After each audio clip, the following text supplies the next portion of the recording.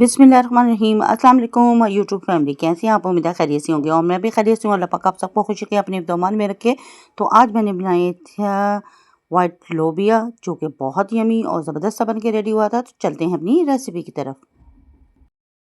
यहाँ पे मैंने 2 टमाटर, 2 प्याज, 5 से 6 अदद लहसुन की जोवे, अदरक का पीस और 2 से 3 दर्जन सब्ज़ मिर्ची थी। तमाम चीज़ों को मैंने ग्राइंड करके पेस्ट बना कर रेडी कर ली थी। फ्लेम को ऑन करके ऊपर मैंने पतीली रख दी थी और उसमें हाफ कप ऑयल ऐड करके इसमें मैंने टमाटो पेस्ट ऐड कर दी थी।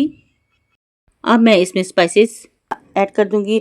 हाफ टेबल स्पून नमक था, half tablespoon red chilli powder था, half tablespoon chilli flakes और 1 टीस्पून इसमें मैंने हल्दी पाउडर ऐड कर दिया था।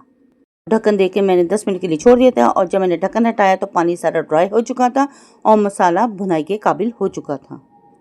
और यहाँ पे मैंने मसाले की भुनाई करना शुरू कर दी थी। इतनी भुनाई करेंगे कि ये ऑयल छोड़ देगा, सेपरेट हो जाएगा ऑयल, और फिर इसमें हम वाइट लोबिया ऐड करेंगे।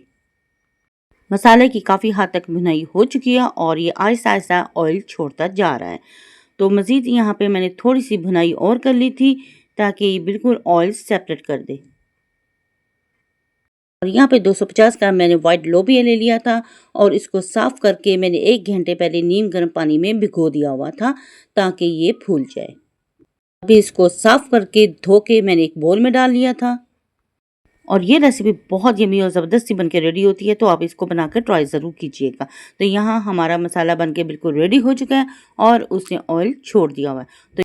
तो यहाँ पे जो लोबिया मैंने लेकर रखा हुआ था, एक बोल में साफ़ करके रखा हुआ था, अब वो मैं इसमें शामिल कर दूँगी। और शामिल करने के बाद इसको अच्छी तरह मैं भूनूँगी, इसकी भुनाई करूँगी ताकि इसमें जो कच्चापन है वो ख़त्म हो जाए लोबिया का और ज़बरदस्त हमारी ये रेसिपी बन के रेडी हो। तो यहाँ पे मैंने लोबिया की भुनाई करनी शुरू कर दी थी और माशाल्लाह ज़बरदस्त सी इसकी भुनाई करेंगे और खुशबू बहुत अच्छी और ज़बरदस्त सी आ रही थी। तो यहाँ पे इसकी भुनाई काफ़ी हद तक हो चुकी है और ये वाइट लोबिया बहुत मज़े का बन के रेडी होता है और बहुत से लोग चावलों में भी डाल के इसको बनाते हैं।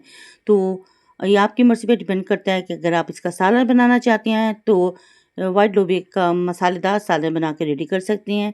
तो आप इसका शोरबा भी बना सकते हैं। तो यहाँ पे इसकी बुनाई हो चुकी थी और इसने ऑयल छोड़ दिया हुआ है और खाने में ये बहुत मज़ेदार होता है, इसका टेस्ट भी बहुत मज़े का होता है। तो यहाँ पे मैंने मज़ीद थोड़ी सी और भुनाई इसकी कर ली है और मज़ीद करूँगी।